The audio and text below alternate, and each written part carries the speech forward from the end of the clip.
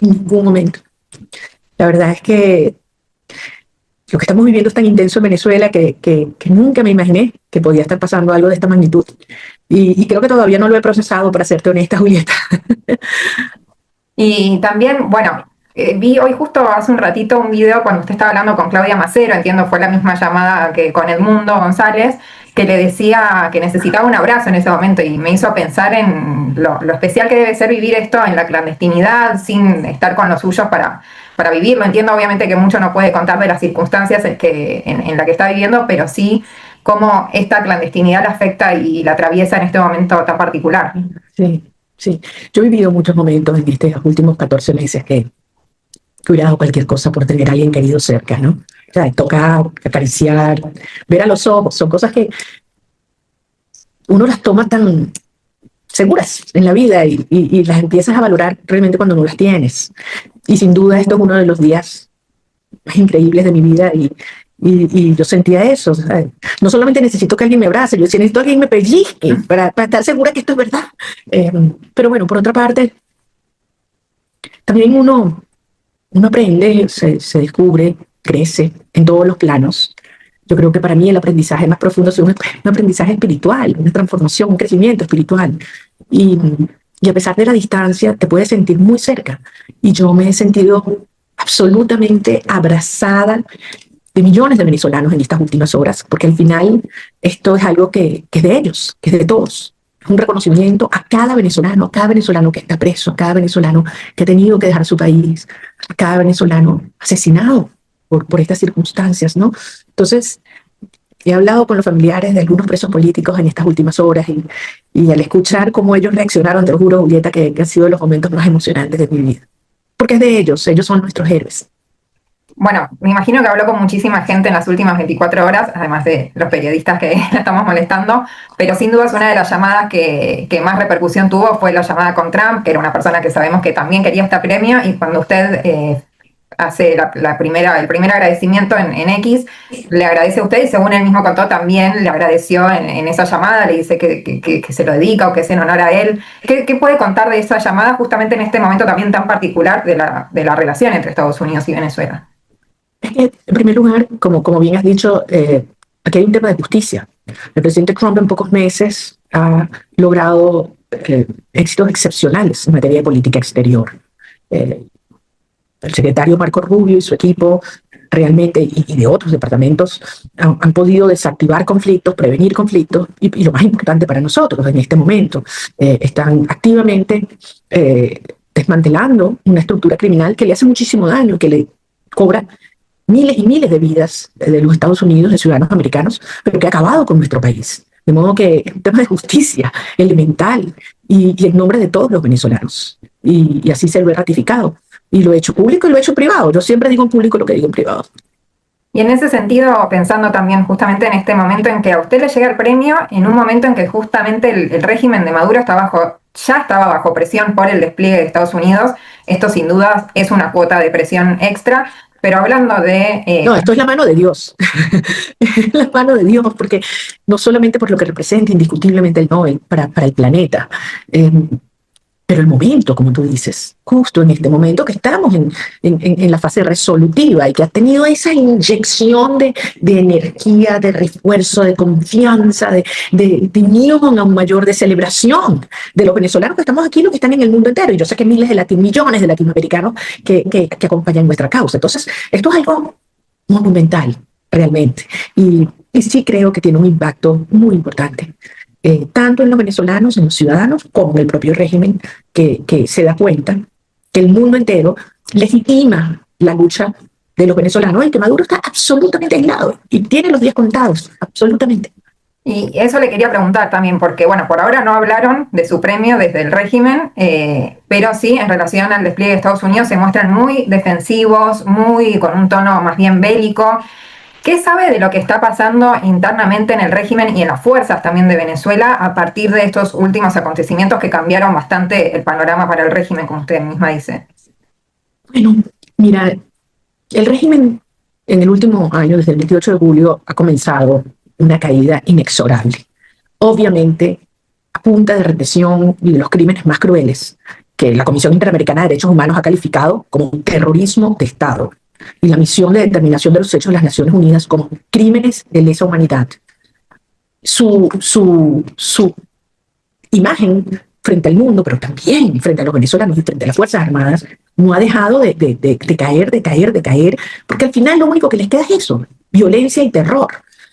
Y creyeron que podían seguir viviendo en la impunidad total. Es decir, que tú puedes matar, torturar, desaparecer, ejecutar, y el costo es cero. Hasta que esto se acabó. Y yo estoy convencida que la posición firme del presidente Trump y el gobierno de los Estados Unidos de desmantelar los carteles de la droga, de calificarlos como organizaciones terroristas, cambió completamente la dinámica. Durante un tiempo más quisieron negarlo, estuvieron en negación, hasta que finalmente cada vez más son los que se dan cuenta en ese entorno pequeño, cada vez más pequeño, que esto no tiene vuelta atrás. Entonces, ¿qué crea esto? Cuando tú empiezas a una estructura criminal, cortarle las fuentes de financiamiento por narcotráfico, por contrabando de oro, de sangre, de minerales, de armas, de personas, por el mercado negro de petróleo. Cuando tú le vas cortando eso, toda estructura criminal colapsa cuando no tiene plata. Y eso es lo que está empezando a ocurrir ahora. Y nosotros tenemos años, Julieta, pidiéndole a la comunidad internacional que el approach, que el abordaje sea de aplicación de la ley, law enforcement. Y finalmente eso es lo que está ocurriendo ahora. Entonces, es inexorable, insisto, que esas fracturas terminen de hacerse públicas. Ellos están en una dinámica de traicionarse, de delatarse, de personas que se han escapado, que se han desaparecido o que han desaparecido, pero realmente en un proceso que no tiene vuelta atrás y que va en una espiral y ellos lo saben. Y en esta estrategia de Estados Unidos, bueno, el propio Trump dijo que no descarta incluso ataques dentro del territorio de Venezuela. Por otro lado, Maduro dice que ya tiene listo un decreto de conmoción externa en caso de que haya una agresión. ¿Usted se imagina que esto puede incluso escalar hasta un escenario de conflicto militar dentro de Venezuela? Yo no voy a especular sobre ese tema, pero lo que yo sí voy a decir es que esto ha llegado a donde estamos por culpa exclusivamente de Nicolás Maduro. El 28 de julio del 2024, cuando ganamos por paliza, Edmundo González y yo le ofrecimos la posibilidad de una negociación para una transición ordenada, ofreciendo garantías y términos razonables. Ellos descartaron esta oferta que múltiples veces la hemos reiterado y optaron por una escalada en su terrorismo de Estado hacia los venezolanos y su narcoterrorismo hacia afuera, es doble terrorismo. Y ellos fueron los que se metieron por este túnel, por este camino. Ahora, si Maduro quiere la paz, que se vaya ya. Que se vaya ya. Y eso significa una salida y una transición muy tranquila para todos. Y es su mejor opción. Pero como lo he dicho, lo tiene que entender. ¿Cómo sin negociación Maduro se va? ¿Y ese sin negociación cree que sí puede implicar un ataque desde afuera? No voy a especular sobre esto, Julieta, porque al final nosotros, en lo personal, no me involucro en la política de otro país en materia de su seguridad nacional. Y en el caso, ahora sí hablando de la otra opción, que es la opción de la negociación que usted dice, ¿esos canales ya están abiertos? ¿Han avanzado en algún momento? ¿Qué se puede saber de esa otra alternativa que obviamente sería la transición más ordenada, como usted dice también? Desde hace mucho tiempo hay muchas personas que han estado, digamos, en distintas posiciones o sectores dentro del régimen que nos han contactado, que nos han dado información, que han explorado qué opciones tienen. Y evidentemente en las últimas semanas, días y horas esto se ha acentuado. Al final yo quiero reiterar un mensaje que le he enviado a todos los venezolanos. Si bien hoy en día el 90% del país está clarísimo, anhelando desesperadamente y contribuyendo a que el cambio se dé, quedan algunos venezolanos sin duda que pueden tener miedo. Militares, empleados públicos, que les han dicho que viene un proceso de retaliación. Y a esos venezolanos yo al contrario lo que quiero es darles una enorme tranquilidad. Decirles, miren, todos queremos lo mismo. Queremos que nuestros hijos regresen. Queremos poner orden en Venezuela, estabilidad en Venezuela.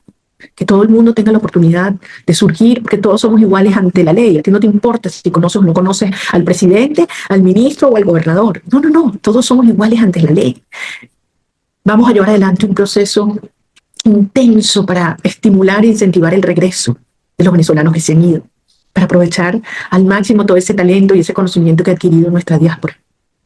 Y vamos a garantizarle a todos los venezolanos que nunca más, jamás tendrán que bajar la cabeza frente al Estado. Ni una madre bajar la cabeza para recibir una bolsa de comida. Y un empleado público obligarse a vestir de un color, o un militar gritar una consigna contraria a su conciencia. Nunca, jamás en Venezuela.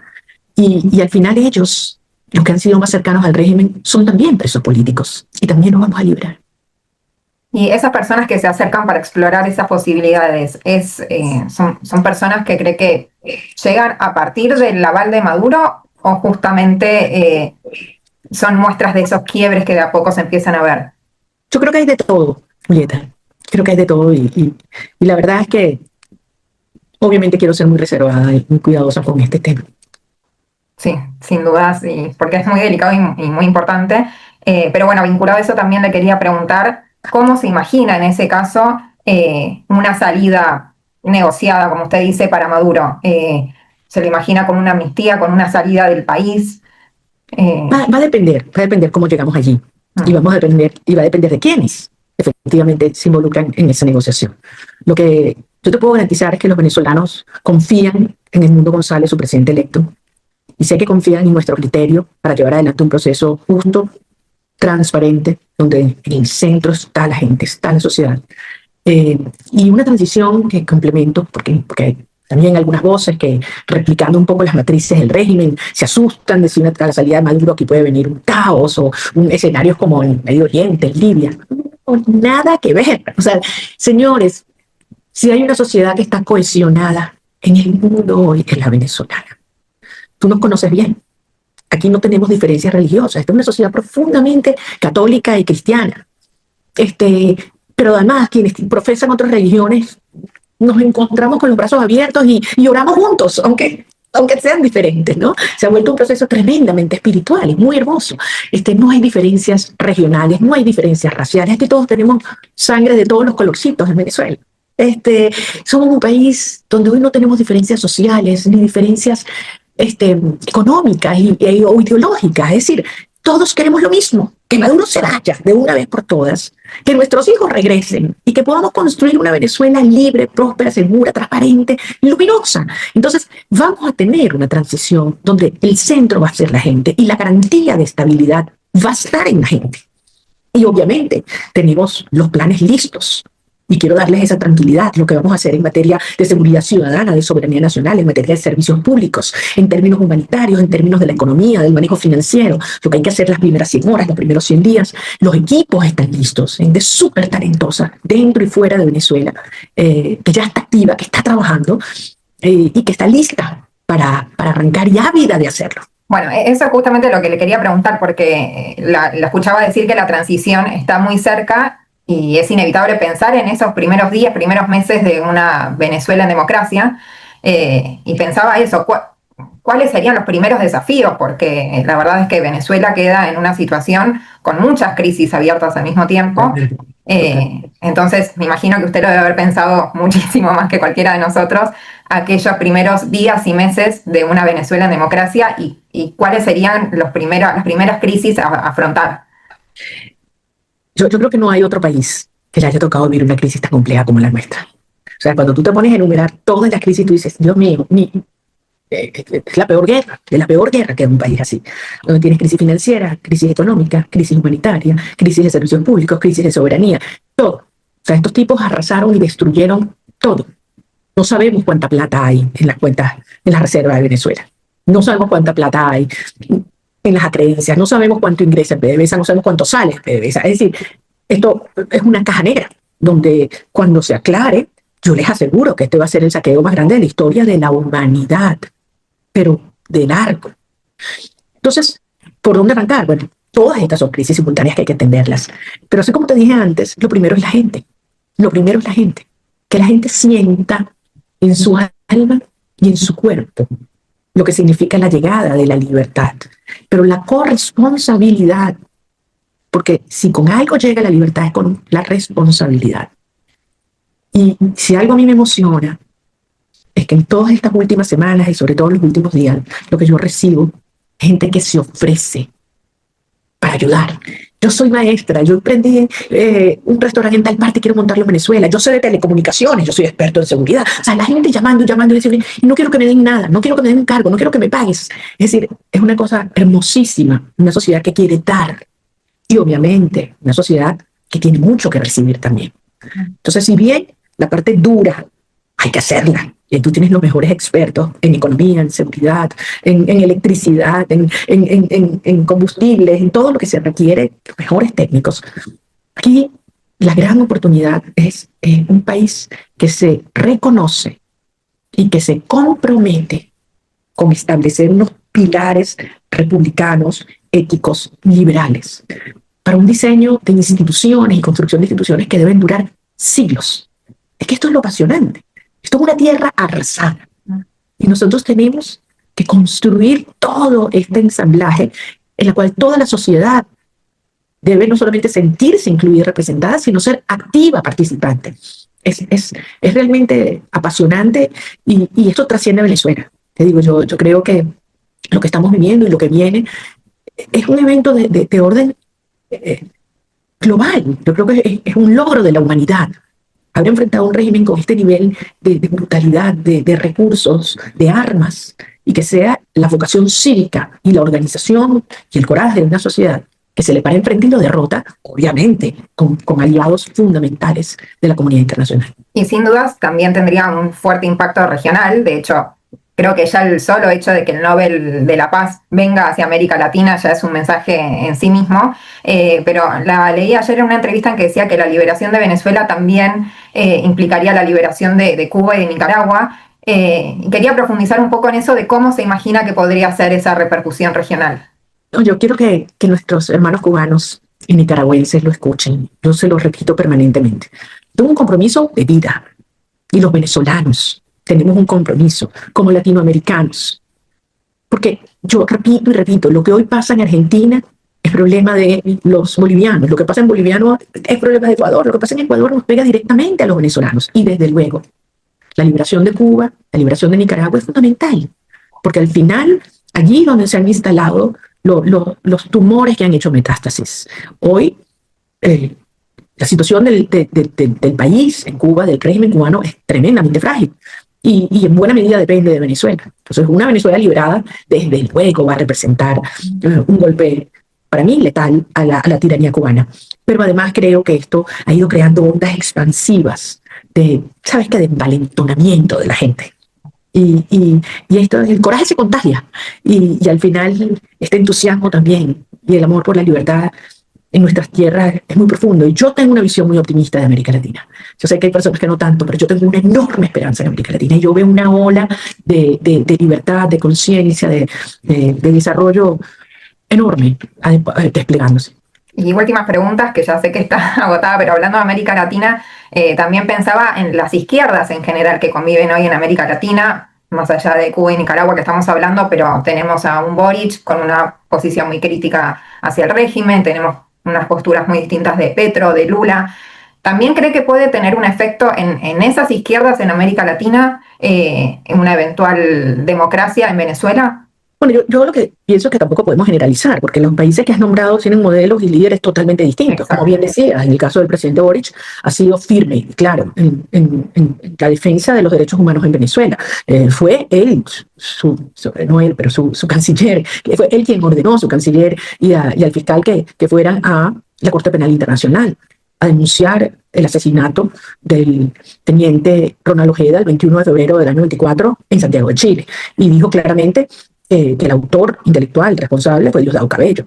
Y eso lo dijo nada más y nada menos que en la Corte Penal Internacional. Entonces, ha tenido posiciones muy firmes. Lamentablemente, hay otros dirigentes que no lo han hecho de la misma manera, por las razones que sean.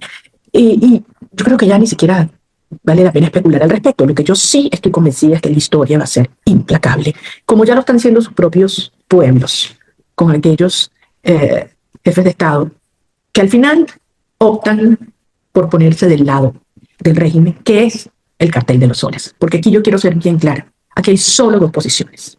O estás con el pueblo de Venezuela, con la justicia, con la democracia, con la libertad, o estás con el cartel de los soles, Nicolás Maduro, el crimen organizado y el terrorismo. Esas son las dos posiciones. Entonces, cada uno tomará su decisión e, insisto, será juzgado por ello. Ajá. Y en relación a Argentina, puntualmente le quería preguntar cómo lo ve a nivel regional a Javier Milei y si más allá del tuit público que hemos visto de él, si tuvo alguna comunicación en las últimas horas con él o con su equipo. Sí, sí, bueno, me han escrito todos. Tengo tantos amigos allí, el propio presidente. Yo, Julieta, si acaso he tenido tiempo de hablar con mis hijos, no puedo hablar con mi mamá. ¿Tú puedes creer esto? No. Esto es horrible. Y es una cosa que es difícil de procesar y por eso pido excusas a quienes no he llamado aún. Pero yo creo que sepas que con el presidente Milei nos une una gran amistad y un enorme respeto. Creo que está haciendo un gran trabajo por Argentina. Creo que nuestros países tienen que fortalecerse unos a otros porque al final aquellos que atacan, han destruido Venezuela también ven en Javier Milei una amenaza. Entonces, porque representa precisamente eso, una sociedad autónoma, una sociedad libre, una sociedad que no es dependiente del Estado. Y eso es la antítesis de lo que estos criminales creen. Pero yo le estoy muy agradecida a él. Patricia me llamó, tampoco le pude atender. Pero bueno, yo espero más a partir de mañana ponerme el día y llamarlos a todos, a Gerardo, porque la verdad es que tengo grandes amigos. Esteban Bullrich, que quiero muchísimo, mi amigo, me llamó, me escribió, no he podido contestarle. ¿Qué te puedo decir? Pero a todos les digo que los quiero con el alma y que no veo el día que pueda recibirlos aquí en Venezuela, incluyéndote a ti, Julieta. Ahora, ya fui en otro contexto muy distinto, en las protestas 2017. Esperemos que la próxima sea en un contexto muchísimo más pacífico. Ahora sí, últimas dos que son cortitas. Por un lado, pensando en la migración, que acá tenemos mucho en Argentina, pero también sobre todo en los migrantes que están en Estados Unidos, quería saber cómo ve las medidas como el fin del TPS, si usted tiene también canales abiertos con el gobierno de Trump como para abordar también esa otra mirada de la crisis de Venezuela y Estados Unidos. Obviamente es un tema que nos preocupa enormemente y obviamente es un tema que hemos hecho todo para tratar de encontrar mecanismos de protección temporal para que nuestra gente pueda regresar. Lo que yo sí le garantizo es que con esta enorme victoria que tendremos, le vamos a ofrecer protección a todos los venezolanos que quieran regresar y yo voy a hacer lo imposible para que lo hagan. Yo sé que ustedes han recibido tantos y tantos compatriotas y no saben cómo les agradezco esto. Los venezolanos nunca olvidaremos lo que ha hecho Argentina y el pueblo argentino recibiéndonos a nuestra gente, pero yo los quiero de vuelta, rápido. Mira a las familias, ¿no? Sí, sí. Y ahora sí, la última, faltan 2 meses para la entrega del premio Nobel. ¿Cómo se imagina yendo a buscarlo? ¿Se imagina a quién le gustaría en todo caso que lo vaya a buscar? Como yo te he dicho otras veces, yo aprendí a vivir un día a la vez. Y al final, solo Dios sabe qué va a ocurrir ese día. Pero lo que yo te puedo asegurar es que nosotros vamos de la mano de Dios en este camino. Y yo tengo una enorme confianza en el pueblo de Venezuela, así como tengo una enorme confianza de que en esta lucha existencial y espiritual el bien va a ganar. Y sería el honor de mi vida poder estar allí. Sería acompañada por muchísimos venezolanos, física y espiritualmente.